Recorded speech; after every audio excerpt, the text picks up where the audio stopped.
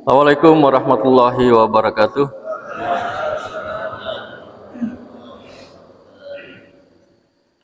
Hamdan wa syukran lillahi rabbil alamin alladzi ahyana ba'dama amatana wa ilahin nusyur. Asyhadu an la ilaha illallah, asyhadu anna Muhammadar Rasulullah. Allahumma salli wa sallim wa barik ala sayyidina wa maulana wa nabiyyina wa habibina Muhammad sallallahu alaihi wasallam wa ala alihi wa sahbihi ajma'in wa man tabi'ahum bi ihsanin ila yaumiddin, amma ba'd. Bapak, Ibu, dan Saudara, mendahului materi pengajian baik tambahan ilmu maupun pencerahan, saya buka dan sampaikan informasi permohonan audiens dari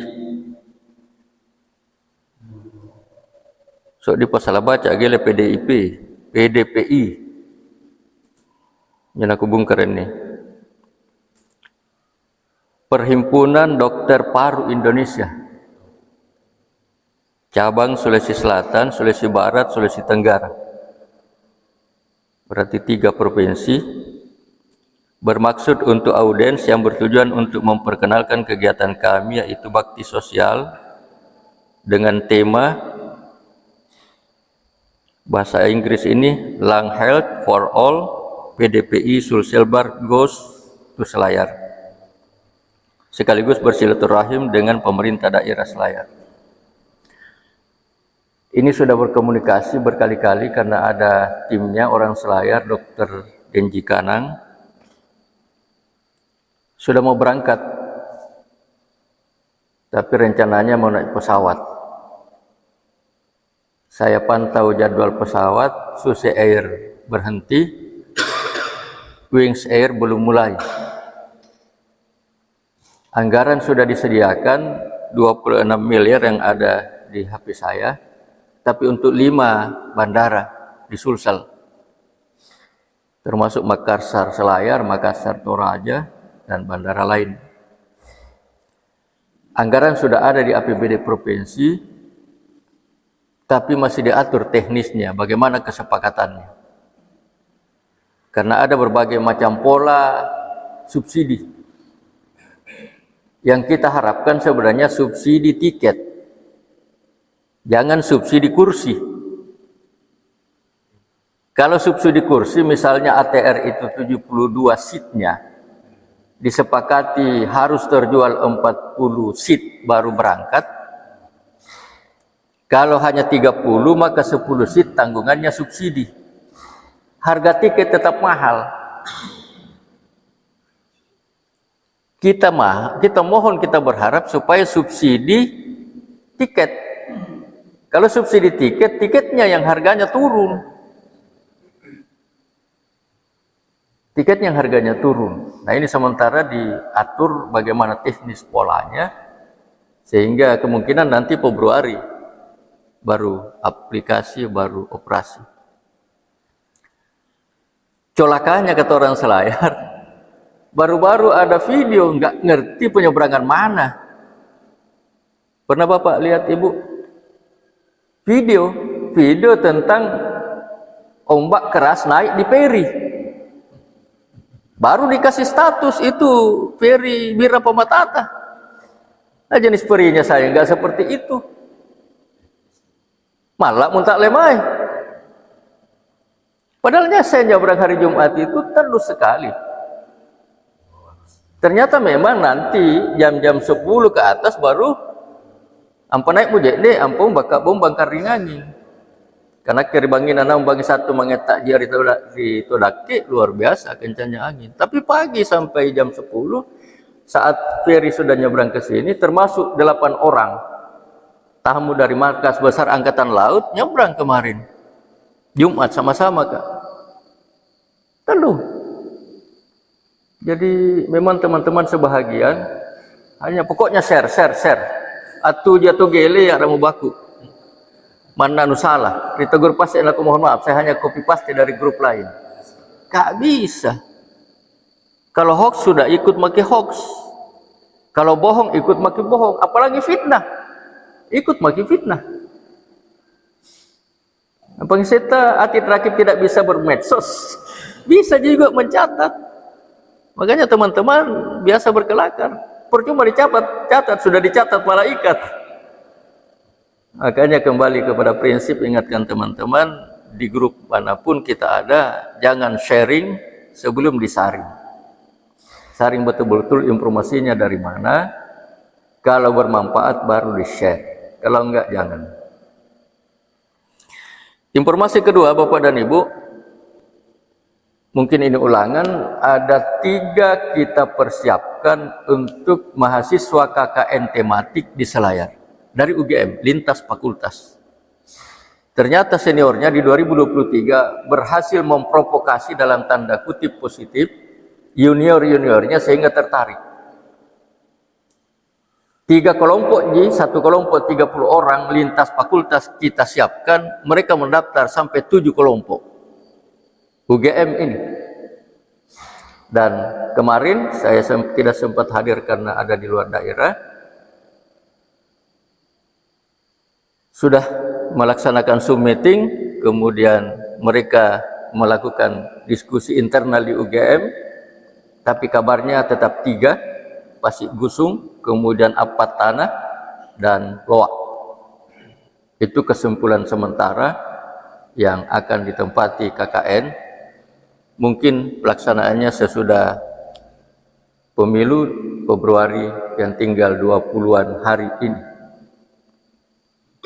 Yang ketiga, informasi, saya baru pulang dari Sorong, terpaksa mewakili Dengical sekaligus merangkap jabatan atau menerima amanah dari DPP Permas, melantik DPD Permas Sorong Selatan. Sorong Selatan itu sekitar 150 km dari Sorong. Yang ada penerbangan hanya Makassar Sorong. Saya sudah dijadwalkan untuk lanjut dengan pesawat Susi Air 9 seat. Setelah mendarat 6.30 waktu Indonesia Timur, langsung naik pesawat 7.30 menuju Sorong Selatan. Begitu mendarat saya cek pesawat, nggak dapat izin berangkat karena cuaca. Saya bilang kapan direncanakan, bilang jam 10 atau jam 11. Saya bilang kalau ada persiapan jalan darat, saya jalan darat saja 3,5 jam, 150 kilo, karena masih ada jalan yang belum mulus. Bapak, Ibu, dan Saudara, ada 60-an warga Selayar di Sorong Selatan, dan dalam perjalanan menuju ke sana, balik ke sini, saya coba diskusi dengan yang mengantar menjemput saya. Memang Sorong Selatan relatif bisa lebih cepat maju karena masih menerima penduduk-penduduk pendatang. Penduduk pendatang Bugis, Makassar, Jawa inilah yang kemudian memberikan motivasi, inspirasi bagaimana etos kerja. Kalau Papua tradisional, Pak Ibu, saya bilang apa jamaah lain lah, pokok nanu bojanji kedoi nuri tariman jome memang menjadi keke sesolongan, nak bampu ongkaju, tarima doi nalak busu bangi nanginung, minta pasik. Tapi ini yang biasa menimbulkan kecemburuan, karena yang maju ekonominya di pesisir rata-rata pendatang. Nah, kalau sudah mereka terdesak dengan ekonomi, itu yang biasa membuat ulah. Sukarakna kayak lesi kelatan rai, ditegelari setan rai, kayak si tanjak ngasih. Nu yang mangek balanja padahal musuhnya mau. Lah jajaki ki, lah intervensi ki, baru kemudian melakukan tindakan yang brutal di luar dugaan kita, karena pengesetnya tuh bajiknya ke mangek balanja padahal musuhnya, kas sintan je para keriting ngasih. Itu informasi Pak Ibu. Kita masuk ke pengajian kisah. Nabi Musa alaihissalam menerima kitab suci Taurat. Jadi ada 4 kitab suci, Taurat kepada Nabi Musa alaihissalam, Zabur kepada Nabi Daud alaihissalam, Injil kepada Nabi Isa alaihissalam, Al-Quran dan nama-nama lainnya kepada Nabi Muhammad Sallallahu Alaihi Wasallam. Kitab suci yang diterima oleh Nabi adalah kitab suci terakhir penyempurna kitab suci sebelumnya. Seandainya mereka konsisten mengamalkan kitab sucinya, pasti akan beralih ke Islam. Karena tanda-tanda Muhammad dan pengikutnya, Muhammad walladzina ma'ahu, sudah diungkapkan di kitab-kitab suci mereka yang asli. Zalika masaluhum fit Taurat wa masaluhum fil Injil. Sifat-sifat Muhammad di ayat terakhir, Pak Jamal masih ingat? Surat nomor urut 48. Gile pedi kata lumpuh lo jawab pesagin. Mananjang pagi jam ulang perang ibaran. 48 itu Al-Fat. Ayat terakhirnya ayat 29. Fadilah ayat ini satu kali dibaca nilainya fadilahnya sama dengan hatam Al-Quran. Alasan utamanya menurut ilmu yang disampaikan oleh Pak Kiai Mutar Adam, ilmu Al-Quran, karena seluruh huruf dari alif sampai ya, huruf-huruf Arab, huruf-huruf hijaiyah ada di ayat ini. Surat nomor urut 48, ayat terakhir, ayat 29. Nama surahnya Al-Fat. Disitulah agak panjang, Muhammadur Rasulullah walladzina ma'ahu.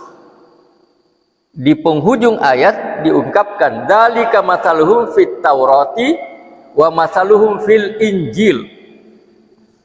Sifat Muhammad dan orang-orang bersamanya, sahabatnya, keluarganya, pengikutnya, kita semua, ada poin-poin di situ bagaimana kita berhablum minallah, ada poin-poin di situ bagaimana kita berhablum minan nas, berhablum minan nas yang seagama, seakidah, dan berhablum minan nas yang berbeda agama dan akidah, ada diungkapkan di situ. Karena ini hanya ulangan, saya hanya sekedar mengingatkan, kaji kembali, pelajari kembali. Bapak, Ibu, dan Saudara, Taurat inilah yang kemudian selalu diterima oleh Nabi Musa alaihissalam di Bukit Tursina. Di Bukit Tursina. Nah, suatu ketika perjalanan Nabi Musa menuju Bukit Tursina, dia disegat oleh seorang abid. Tidak disebut namanya, ahli ibadah jadi disebut. Musa dicegat lalu dikasih amanah. Nabi Musa, saya tahu Anda bolak-balik ke Bukit Tursina. Saat ini juga dalam perjalanan ke Bukit Tursina menerima perintah wahyu dari Allah, Taurat. Ada pertanyaan titipan saya. Tolong tanyakan ke Tuhan, di surga tingkat berapakah nanti disimpan oleh Allah di akhirat? Musa kaget, heran, penasaran. Luar biasa pede ini tahun. Malah gele mau pede, PDT, percaya diri tak liwat-liwat. Gele pokok tantulak bora suruga, na suruga tingkat sikura momu kutaknan. Apa andalanmu? Dia jelaskan, 40 tahun di sini Musa di gua ini beribadah, tidak pernah lagi berbuat dosa maksiat. Waktu saya gunakan untuk sholat, tadarrus, ngaji, zikir, doa, istighfar. Bahkan mungkin tak liwa-liwa ini sejarah aku baca aja riwayat. Gele mangandre Musa empat tidak taha-taha kaju tamak mai. Gele mangindung empat tidak jenik bos imanti antamak mai. Seluruh waktu saya gunakan untuk ibadah. Musa paham seratang itu ya. Ketika sampai di Bukit Tursina, disampaikanlah pertanyaan amanah itu. Jawaban Tuhan sangat mengagetkan, tempatnya di neraka. Tapi Musa tidak berjani klarifikasi, bertanya lebih lanjut, kenapa 40 tahun mengabdi di gua, tempatnya di neraka? Gak masuk akal. Musa heran, penasaran, tapi tidak berani bertanya pada Tuhan. Ketika Musa kembali, dicegat oleh abid, ditanya, sampai enggak pertanyaan saya? Kata Musa, sampai. Jadi bagaimana jawaban Allah? Masa pertanyaannya di surga tingkat berapa, jawabannya neraka? Gak sampai ini, gak sampai hati Musa menjawab, gak tega menyampaikan. Tapi karena didesak terus, bahkan digoncang-goncang badannya, jawab Musa, jangan bikin saya penasaran. Kata Musa, sabar kurang sana, neraka bede. Musa saja, jelas sih Pak. Musa saja heran, penasaran, apalagi si pelaku. Nah, itu saya nggak puas Musa. 40 tahun mengabdi beribadah di gua, masa tempatnya di neraka? Barangkali kamu gagal fokus, nggak konsentrasi, atau salah dengar. Ya mohon maaf, saya bahasakan begitu. Musa terpengaruh, iya ya. Jangan saya tidak konsentrasi waktu Tuhan menjawab, saya gagal fokus atau salah dengar. Oke lah, saya pulang. Kembali menghadap ke Allah. Klarifikasi. Di mana akan kamu tempatkan hamba si abid itu Tuhan nanti di akhirat? Kata Allah, di surga. Musa bilang, kalau begitu saya salah dengar Tuhan. Dia bilang, tidak. Nanti kamu. Kalau tidak, tempatnya neraka. Ini Tuhan barusan bilang surga. Oke, bagaimana ini? Tolong jelaskan Tuhan. Saya nggak paham. Bapak, Ibu, dan Saudaraku, saya masuk ke hikmah, tapi kita lanjutkan sepintas dulu. Musa, waktu kamu tinggalkan dia, karena dipengaruhi, jangan-jangan kamu gagal fokus, kurang konsentrasi, atau salah dengar. Sepeninggalmu, diam-diam dia berdoa, pasrah pada kondisi dan mungkin takdirnya. Ya Allah, barangkali takdirku memang di neraka. Satu permintaanku Tuhan, besarkan diriku sebesar-besarnya sebesar neraka jahanam. Latuju mu boleh Pak, lala kali-kali yang neraka patujuna. Gara-gara doa itu Musa statusnya dari neraka diangkat ke surga. Di sini hikmahnya Pak Ibu. Baru berdoa. Apalagi sudah merencanakan, apalagi sudah berbuat untuk kepentingan orang banyak. Karena begini Musa, lanjut penjelasannya Tuhan. Ketika dia berdoa, besarkan diriku sebesar-besarnya, sebesar neraka jahanam, harapannya supaya tidak ada orang lain yang masuk di neraka karena sudah penuh dengan dirinya, sehingga tidak ada lagi orang lain yang disiksa. Baru doa Pak Ibu, baru permohonan, baru permintaan untuk kepentingan orang lain, akibatnya sudah dahsyat sekali. Apalagi kita melakukan perencanaan, apalagi kita sudah melakukan program kegiatan pembangunan yang berdampak pada orang banyak. Ini konteksnya amal jariah. Kita hafal nih semua Bapak dan Ibu.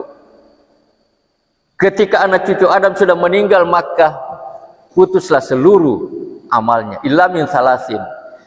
Yang pertama disebut amal jariah, sedekatun jariah. Yang kedua ilmu yang bermanfaat. Yang ketiga doa dari anak yang soleh. Ini populer sekali dan sering disampaikan pada acara takziah. Pertanyaannya Bapak Ibu dan Saudaraku, di usia kepala berapa makin sekarang? Kepala 3, kepala 4, kepala 5, kepala 6, repot kepala 7.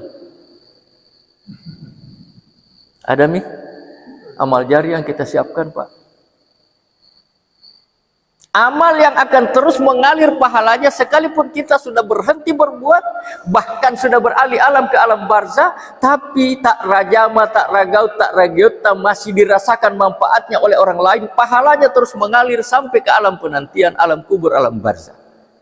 Tanya diri, tak evaluasi Pak. Jangan menunduk. Jangan menunggu. Mana amal jariah? Amal jariah yang paling dahsyat sepanjang sejarah yang saya baca, amal jariah yang dilakukan oleh Hajar. Ya Hajarah. Gila itu bisa umbangin juga Pak Darwis. Istrinya Ibrahim alaihissalam 3 kali bertanya pada suaminya Ibrahim, kenapa kami ditempatkan di sini? Karena anak kita Ismail masih lemah karena netek.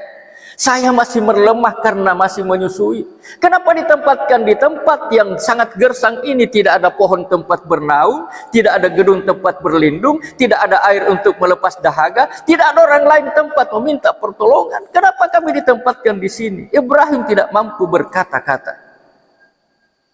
Dikejar oleh Hajar. Sekali lagi saya bertanya karena belum mampu menjawab.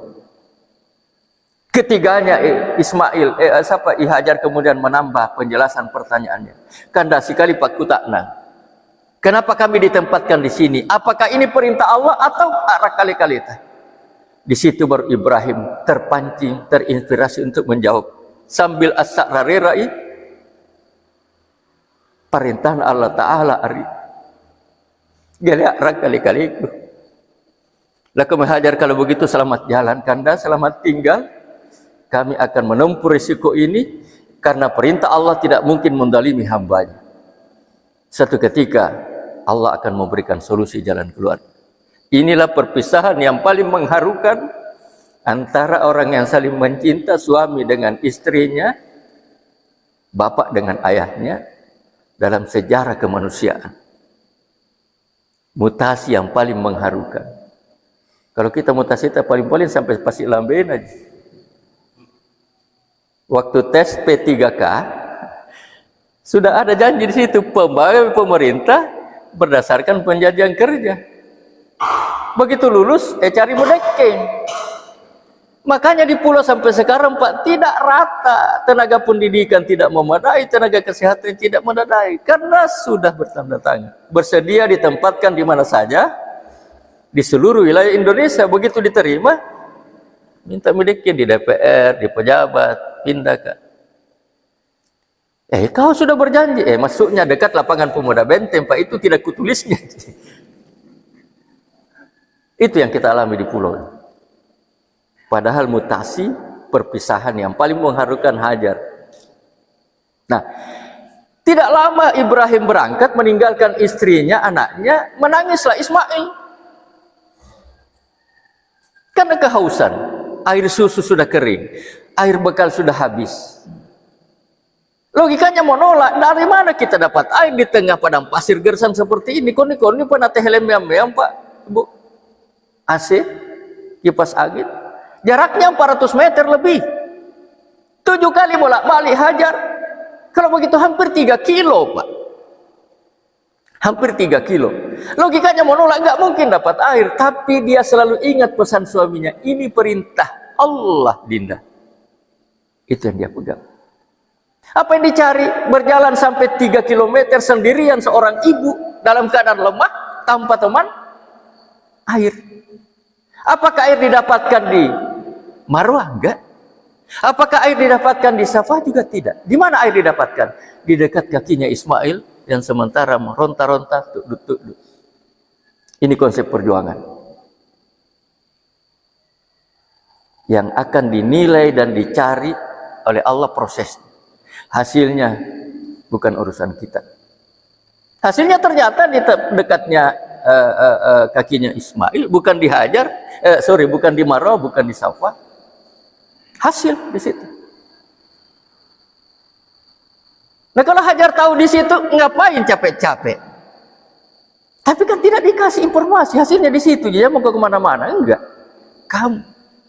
Nah, proses inilah yang dihargai oleh Tuhan, Pak, Ibu. Apa nilainya? 3000 tahun nih, kurang lebih. Zam-Zam memberikan manfaat kepada 10 juta orang dari seluruh dunia di setiap tahun yang melaksanakan haji dan umrah. Kalau kita kalkulasi 2 juta orang yang melaksanakan haji dan umrah setiap tahun, 5 liter saja air Zam-Zam yang diambil, kali 2 juta, 10 juta liter air Zam-Zam. Dan itu adalah hasil kerja kerasnya, kerja ikhlasnya oleh Hajar. Pahalanya tetap mengalir. Kalau jarak antara Ibrahim kepada Nabi Muhammad 1500 tahun, jarak dari Muhammad ke kita sudah kurang lebih juga 1500 tahun, hampir 3000 tahun. Zam-Zam memberikan manfaat kepada umat Islam seluruh dunia. Jika mengambil 5 liter, itu belum yang dipakai untuk berwudu, untuk mandi misalnya, untuk minum selama di sana, dibawa oleh-oleh saja sudah 10 juta. Pernah diisukan bahwa Zam-Zam ini diracun oleh orang yang tidak bertanggung jawab. Didatangkan mobil tangki untuk menjedot itu supaya dikeringkan dulu, air baru kemudian datang. belasan barangkali karena satu dua tidak mampu, belasan itu mobil tangki dia pakai bersama menyedot, nggak kering-kering. Padahal tingginya tidak seberapa, besarnya tidak seberapa. Akhirnya tim kemudian mengambil kesimpulan ini sumur dijaga oleh Tuhan melalui malaikat. Nggak usah maki kerja. Itu salah satu keajaiban dunia. Tingginya tidak atau dalamnya tidak terlalu dalam, besarnya tidak terlalu besar. Tetapi saat seluruh jamaah menggunakan manfaatnya tidak kering, saat jamaah tidak manfaatnya tidak juga pernah kebanjiran. Keajaiban dunia di tangan Allah. Itu amal jari yang paling dahsyat. 3000 tahun kurang lebih Pak Ibu. Sekarang kembali pada pertanyaan kita. Apa amal jariah, sedekahun jariah yang kita lakukan di usia kita saat ini? Silahkan merenung, mengevaluasi, mengoreksi diri. Karena setiap kita berulang tahun, usia kita bertambah, kesempatan kita berkurang. Itu otomatis. Itu pasti. Maka orang bijak mengatakan, sering-seringlah kamu mengukur usiamu dari titik kematian. Jangan selalu mengukur usia, menipu diri sendiri, mengukur usia dari titik kelahiran. Karena mengukur usia dari titik kelahiran, kita selalu merasa bertambah umur kita. Betul itu. Tapi ketika usia diukur dari titik kematian, maka kita sadar kesempatan kita terus-menerus berkurang. Akhirnya kita akan lebih bijaksana, kita akan lebih waspada. Bapak, Ibu, dan Saudaraku, sebelum saya menutup, saya terinspirasi ayat yang dibaca oleh Pak Muhtar di rakaat kedua. Nah, kena lupa Pak Muhtar. Memang sambajan sunnah tahiyatul masjid masih iku muhajirin. Beri janji kepada Pak Rahman siap hadir. Dan saya buku bisikin jawaban itu. Ya, sudah ditemui mana ke jadwal kepada ri. Nya menanggal mengupas sambajan sunnah. Karena ternyata Masjid Agung relatif lebih terlambat sedikit azannya dibanding masjid-masjid lain. Termasuk ini lebih cepat sedikit, 7 menit barangkali. Surah yang dibaca oleh Pak Muhtar di pangumpu rakaat pertama dan kedua, kalau nggak salah surah Ali Imran ayat terakhir. Di ayat paling akhirnya itu Pak Ibu. Ya ayyuhalladzina amanus biru wasabiru. Ini pendekatan bahasa Arab. Isbiru itu hanya perintah bersabarlah. Tapi kalau sebuah perintah diikuti dengan alif, itu ada komunikasi saling menyabarkan. Jadi ini Bapak dan Ibu menjadi inspirasi, tambahan ilmu bagi yang belum tahu, bahwa sebuah fiil amar, kalimat perintah, tetapi ada alif di huruf pertamanya, itu ada komunikasi dua arah, saling menyabarkan. Jadi bukan hanya perintah bersabarlah, tapi saling menyabarkanlah.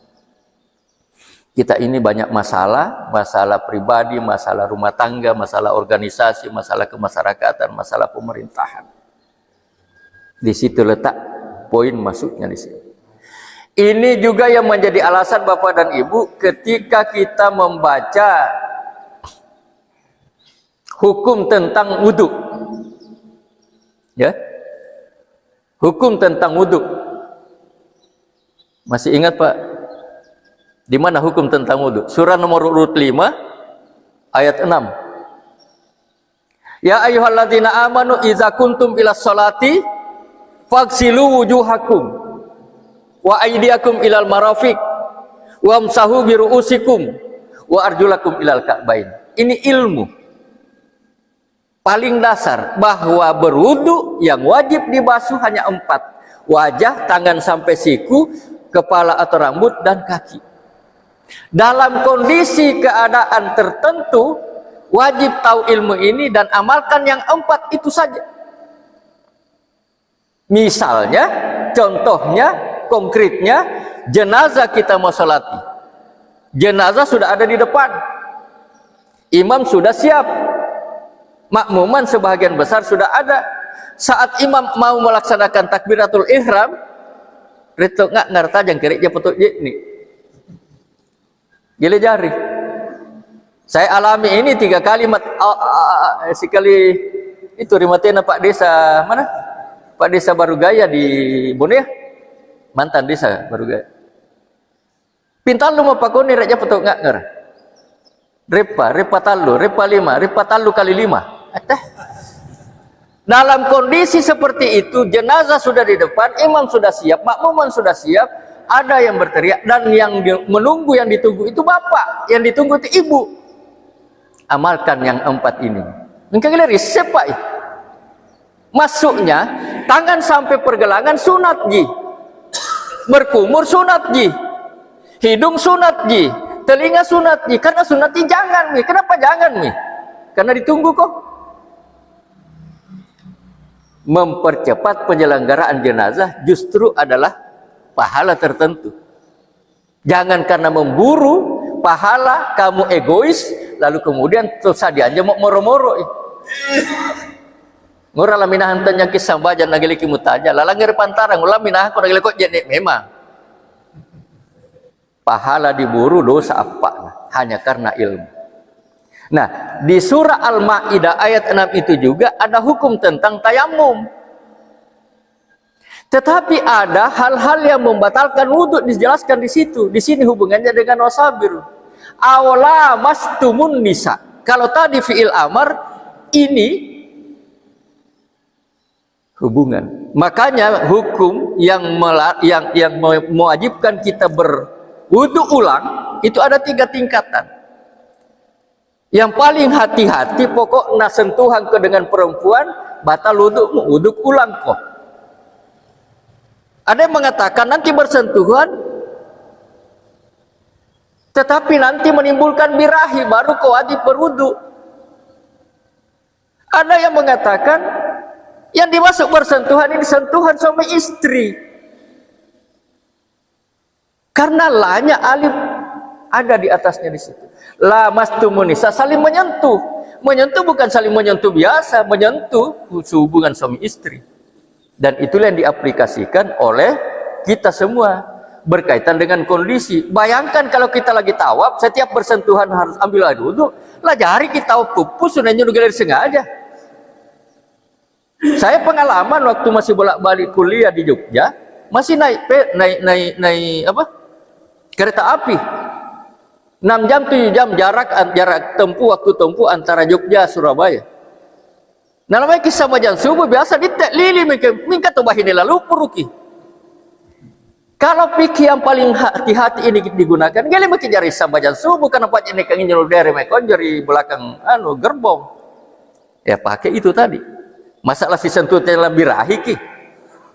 Lah musuh waktu subuhnya, gale mungkin jari sambajan kalau pikir yang paling hati-hati ini dipakai. Itu makanya ada tingkatannya. Termasuk orang yang tawaf, termasuk orang yang sa'i. Jadi itu 2 ilmu, sabiru, isbiru, wasabiru. Kita saling menyabarkan. Lamastumun nisa, bersentuhan, ini sentuhan yang pendapat ulama yang paling longgar adalah bersentuhan suami istri yang dimaksud dengan alasan itu tadi. Pendekatan bahasa Arab ada lamastumun nisa itu ada alifnya. Alif Pak. Gele lamastumun nisa, kalau lamastumun menyentuh, tapi lamastumun nisa itu saling menyentuh. Yang paling hati-hati itu tadi, pokoknya bersentuhan ada birahi atau tidak batal. Jadi kalau dalam kondisi biasa normal silakan amalkan, tapi dalam kondisi khusus mana fikih yang ini karena semua ulama ahli fikih itu bukan menjelaskan agama tapi pendapat keagamaan. Mohon maaf kalau istilah ini, ulama yang menetapkan sebuah ketentuan itu menjadi fikih imam yang 4 itu ya, mereka selalu menutup kesimpulannya, inilah kesimpulan dari kajian saya yang terbaik. Tapi jika Anda suatu ketika mendapatkan kajian yang lebih baik, tinggalkan pendapatku, ikuti pendapat yang lebih baik itu.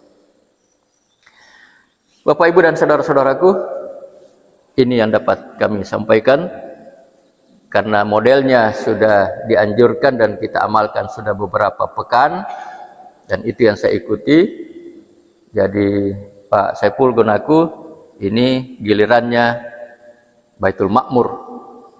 Urutan acaranya tetap sama, tahiyatul masjid, kemudian sholat subuh, sunat 2 rakaat sebelum subuh, kita sholat subuh, kemudian dilanjutkan dengan tausiah. Tausiahnya agak panjang, karena konsepnya Pak Ghazali kita ikuti. Sesudah tausiah kita ngobrol, berzikir, atau beristighfar atau ngaji sambil menunggu waktu suruk. Nanti waktu surut masuk, kita sholat dulu, baru kemudian kopi morning, apakah di masjid atau di rumah, tempat kesepakatan kita sebelum ahad itu yang kita ikuti. Tetapi sebelum kita bubar, diikuti dengan sedekah spontanitas. Pak Saiful, kalau ada jamaah yang sudah ditunjuk, diamanai, kami silakan untuk tampil ke depan agar diserahkan sedekahnya dalam bentuk beras dan juga amplop yang berisi uang tunai. Ada Pak Saiful?